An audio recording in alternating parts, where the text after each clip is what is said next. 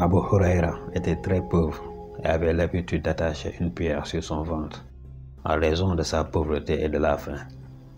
Il dit: par Allah, c'était une habitude pour moi de m'allonger sur le sol, sur mon foie à cause de la faim et parfois de m'endormir. En raison de cela, j'ai placé une pierre sur mon ventre. Un jour, je me suis installé sur la route fréquentée par les gens. Au moment où Abu Bakr, que Dieu le bénisse, est passé, je lui ai posé des questions sur un verset du noble Coran. Et mon seul but en le sollicitant, j'espérais qu'il puisse satisfaire mon envie de nourriture. Mais il est passé et ne l'a pas fait. Alors Omar, qu'Allah soit satisfait de lui, est passé. Je lui ai interrogé sur un verset du noble Coran, en lui demandant, j'espérais qu'il puisse répondre à ma faim, mais il est passé sans le faire. Finalement, le prophète Abul Qasim alayhi salatu wassalam m'a dépassé et il pouvait clairement voir la faim sur mon visage. Il a dit: oh Abu Huraira. J'ai répondu: oui, messager de Dieu. Il me dit: suis-moi. Il est parti et je l'ai suivi. Ensuite, il est entré dans la demeure et j'ai demandé l'autorisation de rentrer et j'ai obtenu l'autorisation. Il trouva du lait dans un bol et dit: d'où vient ce lait? Ils lui répondirent: ceci appartient à un tel ou à une telle famille. Il dit: oh Abu Huraira. J'ai dit: oui, ô messager d'Allah. Il dit: va inviter les pauvres gens de la mosquée à venir chez moi. Les pauvres gens de la mosquée étaient des invités musulmans sans famille, sans argent et sans personne vers qui se tourner. Chaque fois qu'un don était fait au messager d'Allah, alayhi salatu wassalam, il leur envoyait mais n'en recevait rien. Chaque fois qu'on lui offrait quelque chose en cadeau, il envoyait la pièce et gardait une autre pièce pour lui. Je me sentais tellement triste parce que je voulais boire ce lait pour me remonter le moral et avoir de la force pour le reste de la journée. Lorsque les gens sont arrivés, je leur ai offert un peu de ce lait.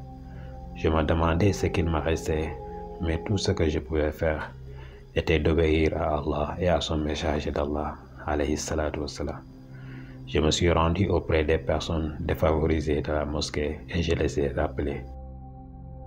Ils sont venus et demandèrent la permission d'entrer chez le prophète. Ils ont été laissés entrer et ont pris place à l'intérieur de la maison. Le prophète a dit: oh Abu Huraira. J'ai dit: oui, ya Rasulallah. Il dit: prends-le et donne-le leur. Puis j'ai pris un bol de lait et j'ai commencé à le distribuer à tous ceux qui en avaient assez, jusqu'à finalement tout le groupe soit rassasié. J'ai remis ensuite le bol entre les mains du prophète. Il restait encore un peu de lait. Soudain, il lève la tête, me regarde et sourit et il me dit: oh Abu Huraira. Ma réponse a été: oui, ô messager d'Allah, il ne nous reste plus que toi et moi. Tu as dit la vérité, ô envoyé de Dieu. Assis-toi et bois. Je me suis assis et j'ai bu. Il me dit encore: bois, et j'ai bu. Il a persisté à me répéter de boire jusqu'à ce que je dise: par Allah qui t'a envoyé la vérité, je ne peux plus me le permettre. Il a dit: donne-moi ça. Je lui ai donné le bol et il a bu le reste du lait. Un verset coranique a été révélé pour souligner l'hospitalité des compagnons du prophète, Abu Talha et son épouse Sulaym. Un voyageur affamé a été accueilli chez lui par Abu Talha, bien que lui et sa famille ne disposons que très peu de nourriture. Il a demandé à son épouse de montrer à leurs invités les provisions qu'il possédait. Tandis que l'invité se rassasiait, ils ont fait semblant de manger en sa compagnie, profitant de la faible lueur d'une bougie. Le jour suivant, le prophète Mohammed sallallahu alayhi wa sallam leur annonçant la bonne nouvelle que Dieu lui avait révélé un verset concernant leur générosité. Et ceux qui se mettent au-dessus d'eux-mêmes même s'ils vivent eux-mêmes dans la pauvreté, et ceux qui sont protégés de leur propre cupidité seront parmi les vainqueurs.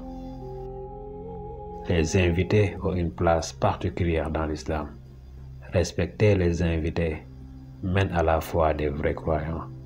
Nos ancêtres l'ont bien compris et ont tenté d'appliquer les règles de l'islam, même aux plus pauvres d'entre eux, parfois à leur détriment. Il y a des musulmans partout dans le monde qui font de leur mieux pour offrir la meilleure hospitalité à leurs invités. L'hospitalité en islam est un triangle qui comprend Dieu, l'hôte et l'invité. Allah a accordé d'innombrables bénédictions à ses serviteurs, mais il leur a donné différents moyens pour de sages raisons inconnues de beaucoup qui ne sont pas éclairés par la lumière de la révélation.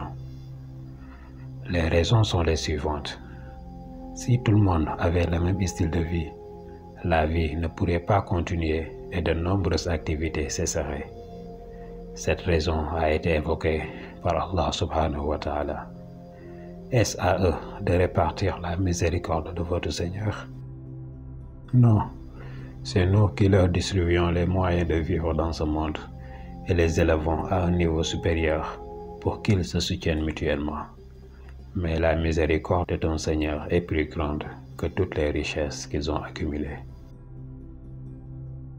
Un jour, après avoir dirigé la prière dans une mosquée, le prophète alayhi salatu wassalam courut chez lui et revint presque immédiatement. Lorsqu'un de ses compagnons l'interrogea à ce sujet, il répondit: « J'ai laissé chez moi quelques pièces d'or que j'avais reçues en aumône, mais je ne voulais pas les porter toute la nuit, alors je les ai emportées avec moi. » La richesse que nous possédons vient de Dieu, le plus généreux, Al-Karim. Les musulmans croient que tout vient de Dieu et que tout revient à lui.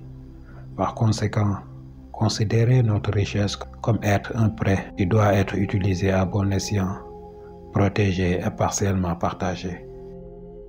Allah subhanahu wa ta'ala dit: « Ce ne sont pas vos richesses ou vos enfants qui vous rapprocheront de nous.